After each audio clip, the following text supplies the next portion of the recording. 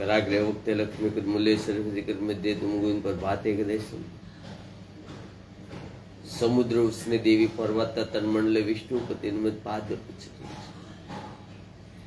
वसुदेव स्तम देवम कंचार मदम देव की परमाणु कृष्ण गुरु ब्रह्मा गुरु विष्णु गुरुदेव महेश्वर गुरु साक्षात पर ब्रह्मा तस्मै मुक्करतो वासलम पबलदति गिरिरम योत्पात मुख बंदे परमानंद या कुंदे नदु तुषार हार धवलाया शुभ वस्त्रावताया वीणावार दड़मदित कराया क्षत्र प्रशासन या ब्रह्मार सुत शंकर प्रभुति दिव्य सदा विदिता सामा पातु सरस्वती भगवती नि शेषधारिया शांताकार भजन गण सपस नाभम सुरेश विश्वाधार गगन संदर्मी वरण सुभागमम लक्ष्मीकांतम कमल नयनम योगी बेदियानिगम वंदे विष्णु भवभरणम सर्वे लोकनाथम य ब्रह्मा वरुणम श्रीतम सतुनो वनितम दिवे सत्वे वंदे सागपदकमोपनिषदे गाय समागा दयानावसित गतेन मंचा पच्चयनिति योगिनी यस्यानंत न विद्रु सुरासुर गणा देवा तस्मै नमः पपन पारिदात्राम तोत्रे वेत्रे कप्रामिज्ञान मुद्राम कृष्णा गीता मुद्रे नमः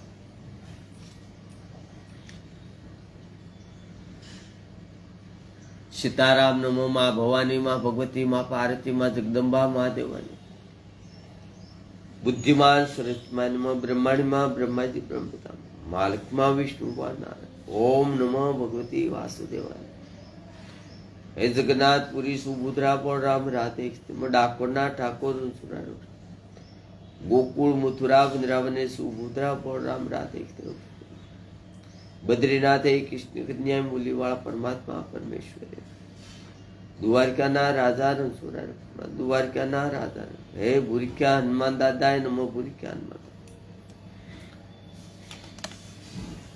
सीताराम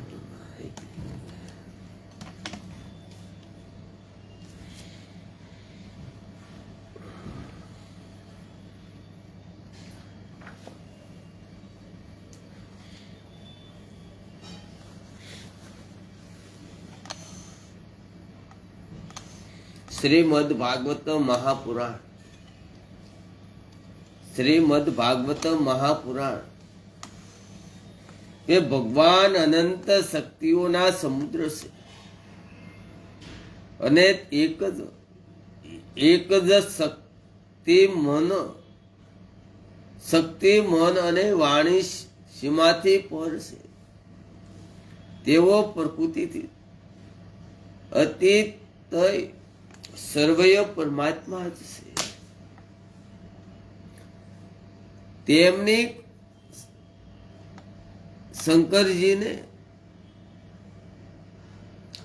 કષ્ટમાંથી જ છોડાવવાથી આ લીલા જે કોઈ કહે છે સાંભળશે તે સંસાર બંધન અને શત્રુઓના ભયથી મુક્ત થઈ જાય છે શ્રીમદ્ ભાગવત મહાપુરાણ 10મો સક્રદ 88મો અધ્યાય समाप्त अति श्रीमद् भागवते महापुराण परमहंस्याम सहिता 10मा सक्रद उत्तरादे समूह रुद्र मोक्ष नामा सृष्टाति मोड़त्याय ये 10मा सक्रद उत्तराद अंतगत रुद्र मोक्ष नामनो 88मो अध्याय समाप्त श्रीमद् भागवत महापुराण 10मो सक्रद 89मो अध्याय भृगुजी द्वारा त्रिदेवोनी परीक्षा तथा भगवान द्वारा ब्राह्मणना मूल बाळकोने पासा लावा श्री सुक उवास सुखदेव जी कैसे है परिचित एक बार सरस्वती नदीना पवित्र किनारे यज्ञ आरंभ करवा माटे मोटा मोटा ऋषि મુનિઓ એકઠા થયા. તે લોકમાં તે વિશ્વમાં વાદ વિવાદ થયો કે બ્રહ્મા વિષ્ણુ અને શિવમાં સૌથી મોટા કોણ છે. પરીક્ષિત, તે લોકોએ આ વાત જાણવા માટે બ્રહ્મા વિષ્ણુ અને શિવની પરીક્ષા લેવાના ઉપદેશથી બ્રહ્માના પુત્ર ભગરુને તેમની પાસે મોકલ્યાને મહર્ષિ ભગરુ સર્વે પ્રથમ બ્રહ્માજીની સભામાં જ ગયા. તેમણે બ્રહ્માજીના ધ્યેય વગેરેથી પરીક્ષા કરવા માટે તેમને નમસ્કાર કર્યા કે ન તેમની સ્તુતિ કરી. તેથી પોતાના જ તેજથી પ્રકાશતા બ્રહ્માજીએ તેમના ઉપર ક્રોધાયમાન થયા. પરંતુ બ્રહ્માજીએ પોતાના તે પુત્રનો નાશ કરવા મનમાં ઉપજેલા ક્રોધને જેમ અગ્નિથી જ ઉત્પન્ન થયેલા પ્રાણી વડે મનુષ્યાંત જેમ અગ્નિથી જ ઉત્પન્ન થયેલા પ્રાણી વડે મનુષ્યાંત કરે છે, પાણી વડે જ શાંત કરે છે, તેમ મારું જ બીજું રૂપ આ મારો પુત્ર છે એવા ભાવથી જ પોતાનો ક્રોધ શાંત કર્યો.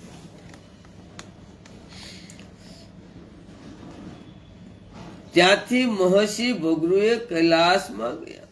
દેવાધિદેવ શંકરજી જોઈ કે મારા ભાઈ ભગરુ આવ્યા છે, ત્યારે તેમણે ખૂબ આનંદથી ઉભા થઈને તેમનું આલિંગન કરવા માટે ભુજાઓ લંબાવી. પરંતુ મહર્ષિ ભગરુએ તેમને આલિંગન ન કર્યું અને કહ્યું, તમે તો લોકો અને વેદ મર્યાદાનું પાલન કરો છો, તેથી હું તમને મળતો નથી.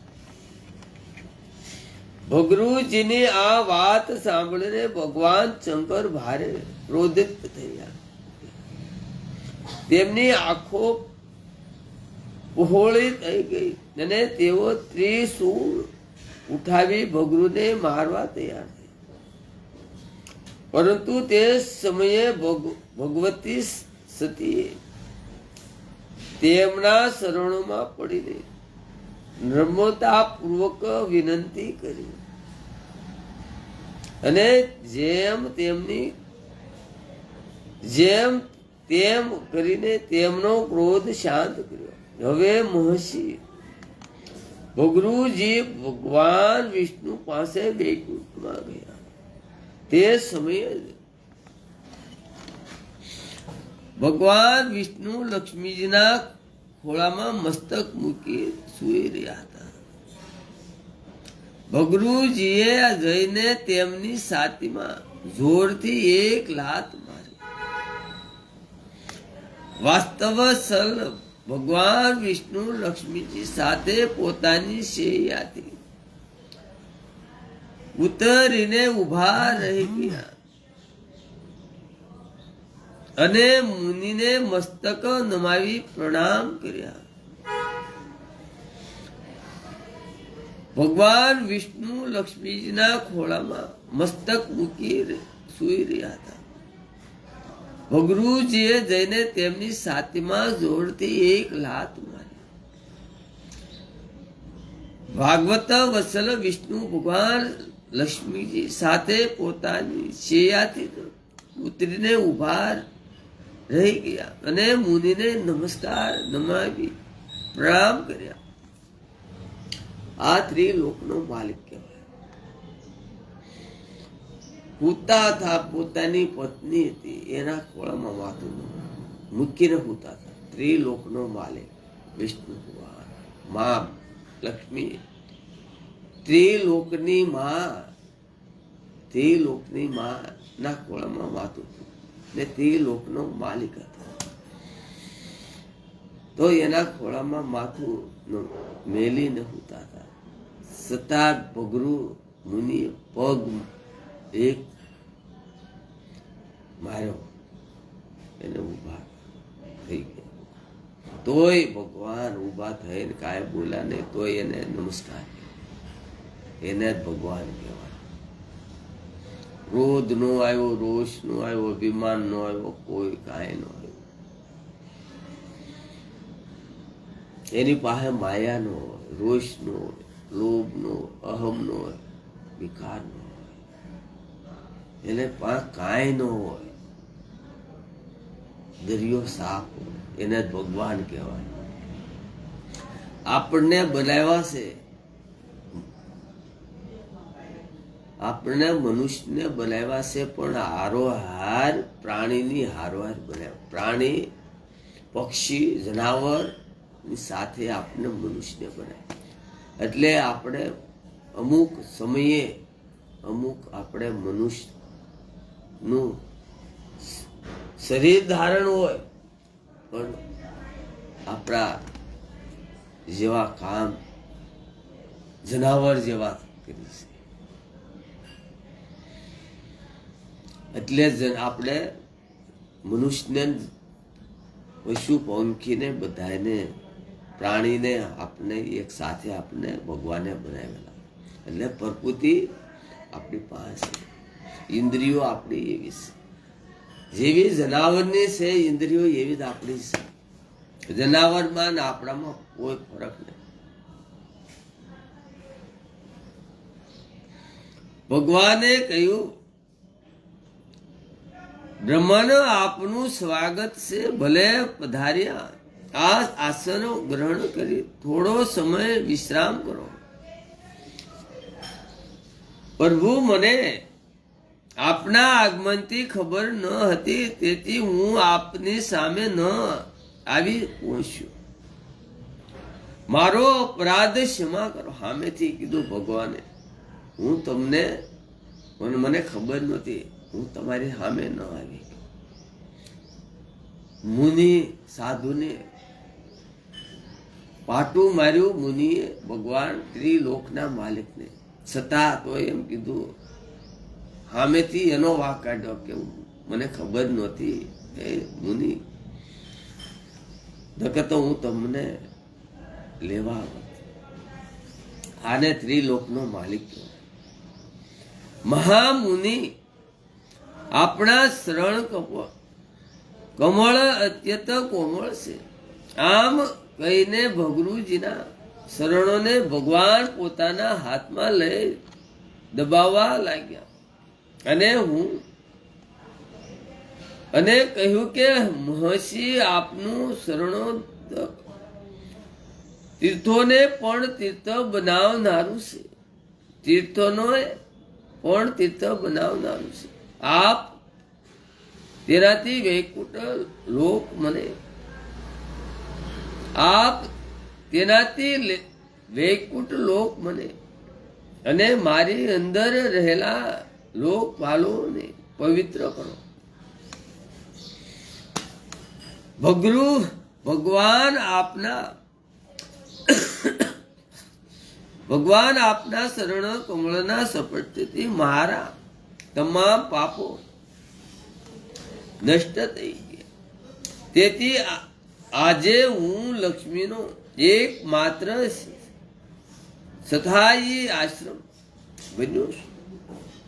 હવે આપના શરણના સિંહન વાળા મારા વૃક્ષ સ્થળ પર લક્ષ્મી સદા સવેદા નિવાસ કરે છે. સુખદેવજી કહે છે, હે,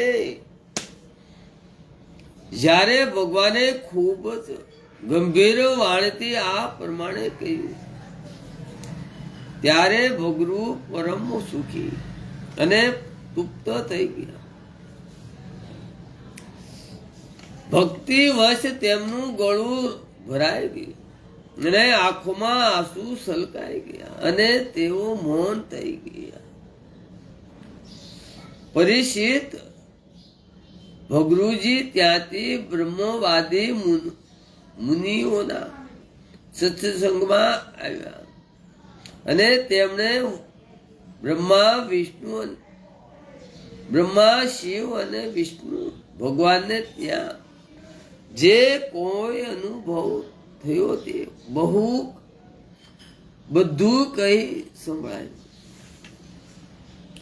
ભગરુજીનો અનુભવ સાંભળીને બધા ઋષિ મુનિઓ અત્યંત વિસ્મત થઈ ગયા. તેમનો સંદેહ દૂર થઈ ગયો. ત્યારથી તેઓ ભગવાન વિષ્ણુ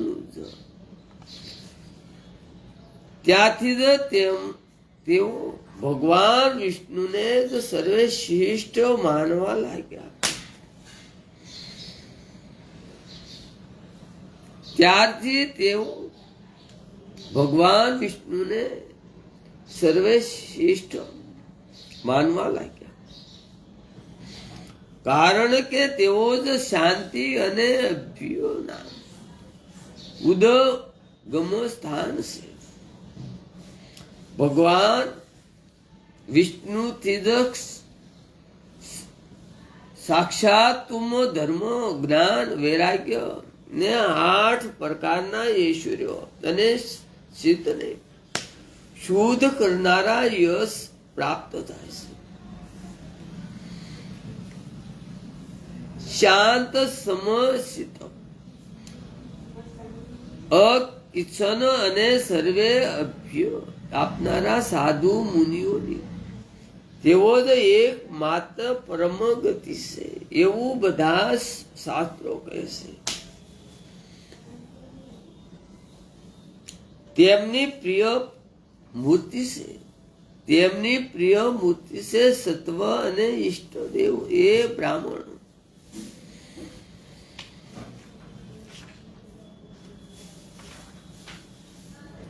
નિષ્કામ શાંત અને વિવેક સંપન્ન પુરુષો તેમની ભક્તિ કરે છે. રાક્ષસ, અસુર અને દેવતા આ ત્રણે જોકે વિષ્ણુ ભગવાનની ત્રિગુણામત માયાથી જન્મેલી 3 પ્રકારની આકૃતિઓ છે. 3 પ્રકારની આકૃતિઓ છે.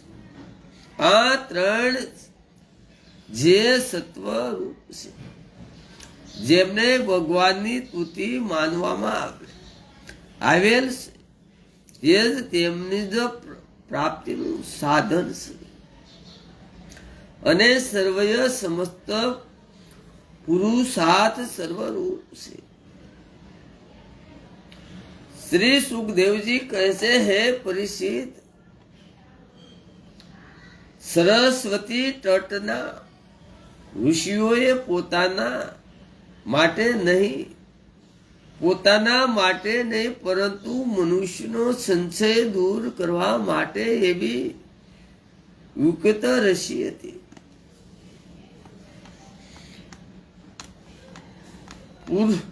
પુરુષોત્તમ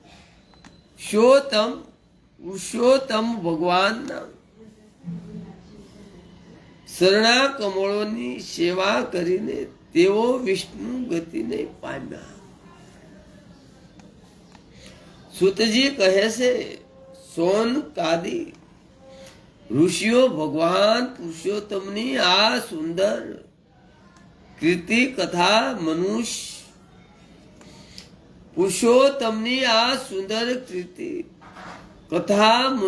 જન્મ મૃત્યુ રૂપી સંસારના ભયને દૂર કરનારી છે. આ વ્યાસ નંદન ભગવાન સુખદેવજીના મુખાર વિદથી નીકળેલું સુગાધિત અમૃત ધારા છે. આ સંસારના લાંબા પંથના જે મુસાફરો પોતાના કાન રૂપી પડ્યાથી આનું નિરંતર પાન કરતા રહેશે. આ સંસારના લાંબા પંથના જે મુસાફરો પોતાના કાન રૂપી પડ્યાથી આનું નિરંતર પાન કરતા રહેશે, તેમનો આ બધો થાક જે જગતમાં આમ તેમ ભટકવાથી થાય છે તે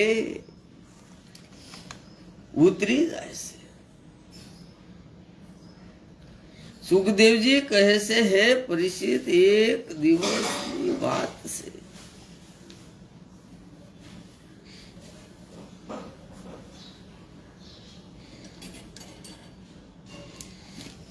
દ્વારકાપુરીમાં કોઈ બ્રાહ્મણને ત્યાં પુત્રનો જન્મ થયો, પરંતુ તે જન્મતા જ મરી ગયો. બ્રાહ્મણ પોતાના બાળકનું મૃત્યુ શરીર લઈને મહામેલ દ્વારા પર ગયો અને ત્યાં તેને મૂકીને અત્યંત દુઃખી થઈને રડતા રડતા કહેવા લાગ્યો.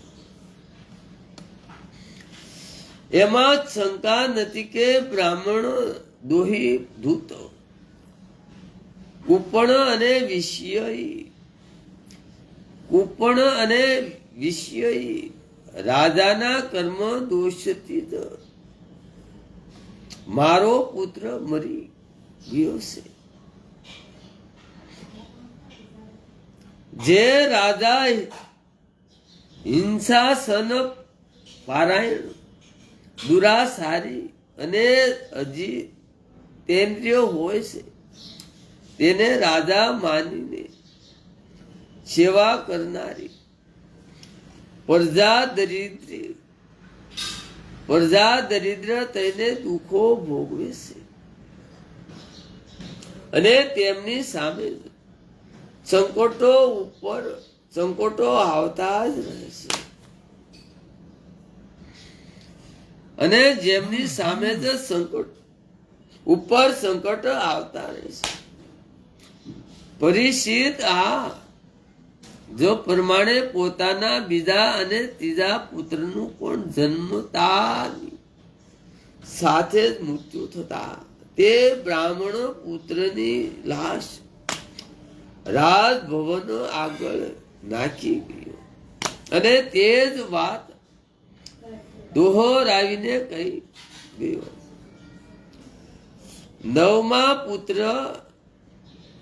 ના મરી જવાથી જ્યારે તે ત્યાં આવ્યો ત્યારે તે સમયે ભગવાન શ્રી કૃષ્ણની પાસે અર્જુન પણ બેઠા હતા.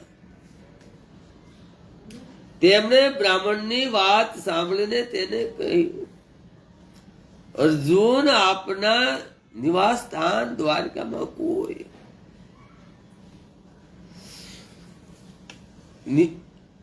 બ્રહ્મન આપના નિવાસ સ્થાન દ્વારકામાં કોઈ ધનુષધારી ક્ષત્રિય નથી.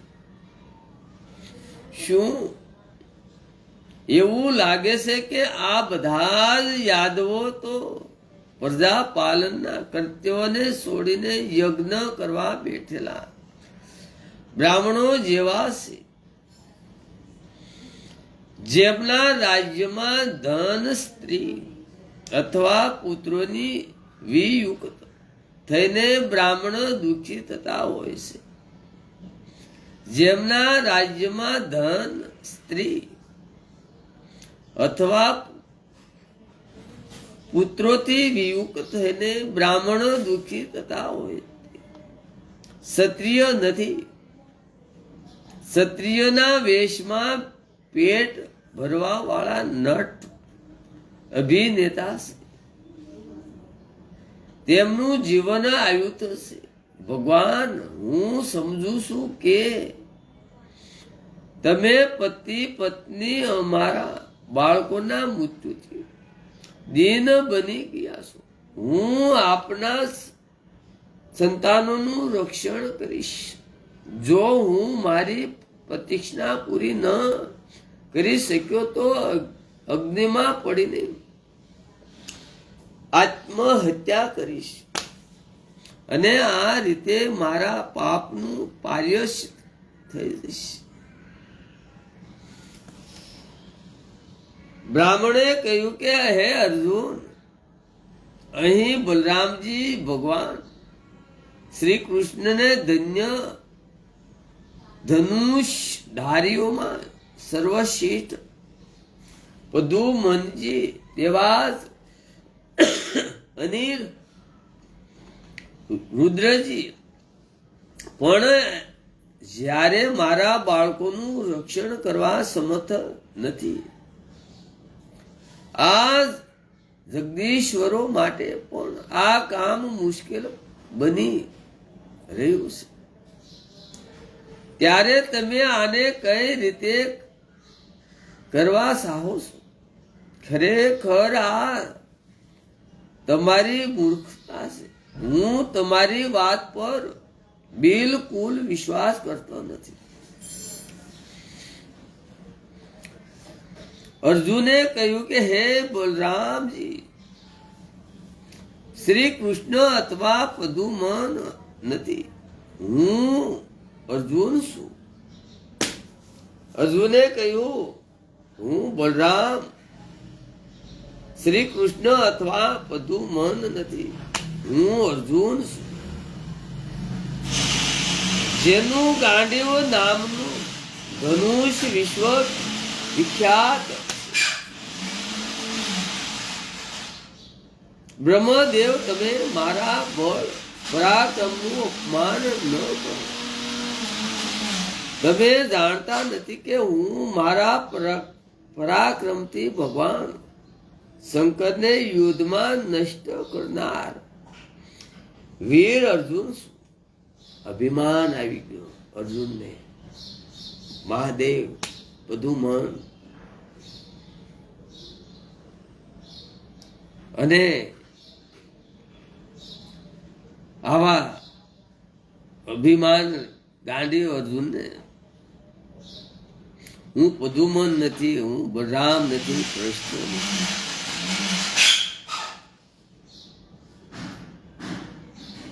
આવું અભિમાન કરીને અનિરુદ્ધ નથી. હું ભગવાન હું અર્જુન છું અને ભગવાન હું. તમને વધારે શું કહું? હું યુદ્ધમાં સાક્ષાત મૃત્યુને પણ જીતીને તમારા સંતાનને પાછા આપીશ. પરીક્ષિત, જ્યારે અર્જુને તે બ્રાહ્મણને આ પ્રમાણે વિશ્વાસ આપ્યો, ત્યારે તે બ્રાહ્મણ લોકની સામે તેમના અર્જુનના બળ પરાક્રમના વખાણ કરતો રહીને ખૂબ પ્રસન્નતા સાથે પોતાને ઘેર પાછો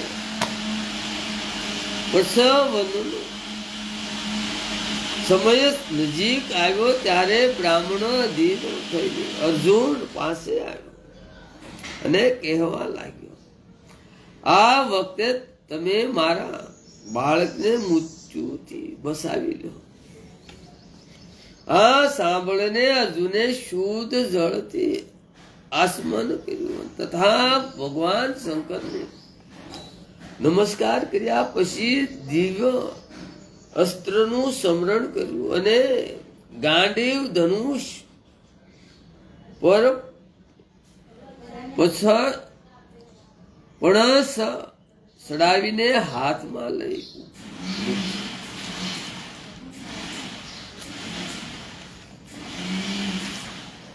અર્જુનને ખબર નહોતી કે મારી હારી મારો ત્રિલોકનો માલિક છે.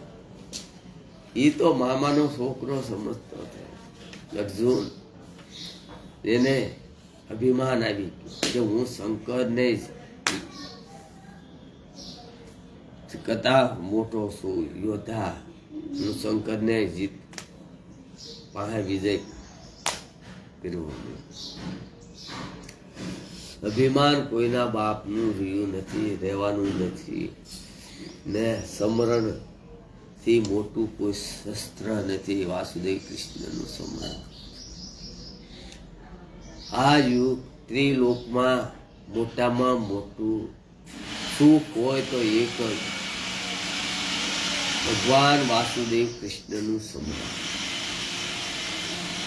બીજું કોઈ દુનિયામાં ત્રિલોકમાં મોટું કોઈ છે નહીં. ને માગો ભગવાન પાસે માગો તો એટલું જ માગજો. જન્મો જન્મ યુગે યુગે યુગે યુગે જન્મો જન્મ મને શક્તિ આપજે, બુદ્ધિ આપજે, જ્ઞાન આપજે, વૈરાગ્ય આપજે, સારી વાણી આપજે, સારું મન આપજે, સારા વિચાર આપજે, સારી દ્રષ્ટિ આપજે, સારા કર્મ આપજે, સારો કંઠ આપજે, સારી દ્રષ્ટિ આપજે, સારા વિચાર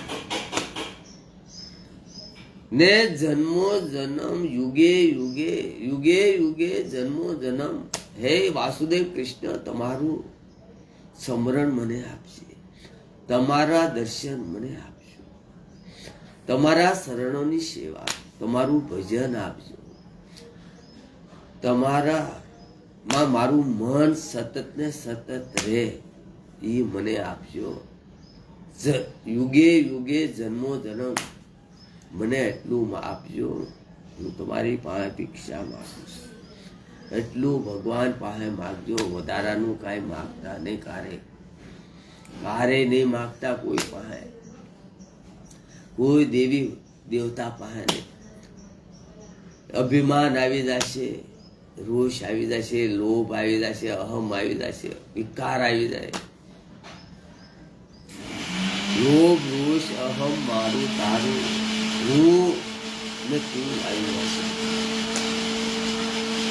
હું છોડી દો, મારું છોડી દો, તારું હું તું છોડી દો, મારું છે તારું છે. અહમ રોષ લોભ મોહ વિકાર, દારૂ, માવો, તમાકુ, સિગરેટ, ડ્રગ્સ, જ્યાં ત્યાં મળે ડ્રગ્સ મળે, દારૂ મળે, ઈંડા મળે, મટન મળે, જુગાર, મંદિરા પાન, એ કરતા ભગવાનનું સ્મરણ. મારી યુટ્યુબમાં મારી ચેનલ છે બજરંગી ધોળિયા. બોલશો તોય આવશે ને લખશો તોય આવશે. સબસ્ક્રાઈબ કરવા મારી યુટ્યુબમાં મારી ચેનલ છે બજરંગી ધોળિયા. બોલશો તોય આવશે, લખશો તોય આવશે. સબસ્ક્રાઈબ કરવા મારી. અર્જુનને બાણોને અનેક પ્રકારે અસ્ત્ર મંત્રોથી અભિમંત્રિત કરીને પશુતિ ગ્રહને ચારે બાજુથી ઘેરી લીધું. આ પ્રમાણે તેમને કા ગ્રહની ઉપર આજુબાજુ બાણો જાણે કે એક પાંજરું જ બનાવી દીધું. ત્યાર પછી બ્રાહ્મણ પત્નીએ એક પુત્રને જન્મ આપ્યો, જે વાર વાર રડી રહ્યો હતો. પરંતુ જોત જોતામાં તે શરીર સાથે આકાશમાં અંતધાન થઈ ગયું. ને હવે તે બ્રાહ્મણ ભગવાન શ્રી કૃષ્ણની સામે જ અર્જુનની નિંદા કરવા લાગ્યો. નપુંસક ની બડાઈ વાતો પર વિશ્વાસ મૂક્યો. ભલા જેને પદુમન, અનિરુદ્ધ અને બલરામ અને ભગવાન શ્રી કૃષ્ણનું પણ ન બસાવી શક્યા, તેની રક્ષા કરવા માટે બીજું કોણ સમર્થ હશે? મિથ્યાવાદી અર્જુનને ધિકાર છે પોતાના મોઢે પોતાની કે મિથ્યાવાદી અર્જુનને ધિકાર છે પોતાના મોઢે પોતાની બડાઈ કરવામાં. અર્જુનના ધનુષ્યને ધિકાર છે. આની બુદ્ધિ તો જુઓ. તે મૂર્ખતા વશ તે પુત્રને પાછો લાવવા ઈચ્છે છે, જેને પારકોથી અમારાથી અલગ કરી દીધો